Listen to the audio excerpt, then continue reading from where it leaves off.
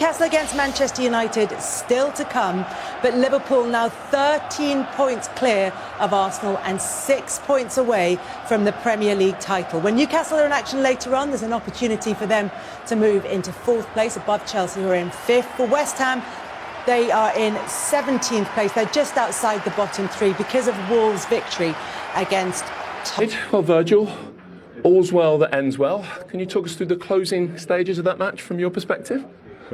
What are you watching, by the way, over my shoulder? I can see that. Oh. Yeah, it's unlucky. Go on, give us your verdict on that then. What happened? I hear them shout, but listen, these things unfortunately happen. Obviously, it was time to make it right, and luckily we did. Yeah. How relieved, happy, whatever the right word is, how happy are you that you did go and make it right? Well, finally, obviously, I think we had many pieces. We trained a lot on it, and I tried to be important, and finally, today I could score the winner. So, yeah, on to the next. Okay. Mo, how are your nerves in the last few moments of that game? I was on a bench. No, but it's worse there, isn't it? It's worse. You can't help. You can't affect. When you are outside, I think you feel it more. But I'm glad that we managed to win it in the end. It's the most important thing. Yeah, actually injected quite a lot of emotion and drama into what had, for a bit, looked like being quite a straightforward afternoon. Yeah, of course, it's a good team. To be fair, they have a good plan. They managed to play better in the second half. They managed to score. So I think in that stage, the most important thing is to win the game, and I think we did well in the last few minutes. With the title at stake and with the new contract signed in the week, how determined were you to make a difference today, as you did with the assist? I know Virgil's had a go at you for only playing 60 minutes. Or what? No, I think I'm glad that we managed to do that early before the end of the season, and hopefully Virgil also will be next. Well, I'm just saying hopefully. I didn't say you're under the bus there, Virgil.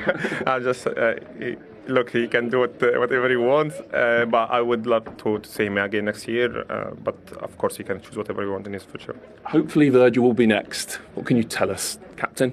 I can tell that I'm very proud today to captain my 100th game for Liverpool, and it was an emotional day because of obviously the Hillsborough anniversary. So that was the main focus: get 3 points and get a step close to all of our dreams, not only us as players, staff, but the whole.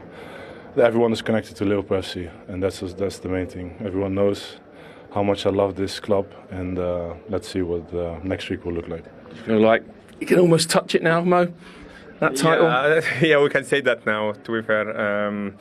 I think we the fans won, especially when we won it in a lockdown. So let's go for it and win it. That's the most important thing. Okay, well played, both of you. Player of the match for a brilliant 60 minutes, Mo Salah. I know it was longer. Another one, brother. Congrats, well deserved. Thank you. Well done. Either one of those two more often than not.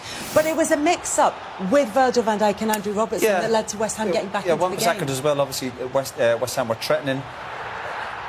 I'm not sure who's to blame for this. Me and Les are looking at it.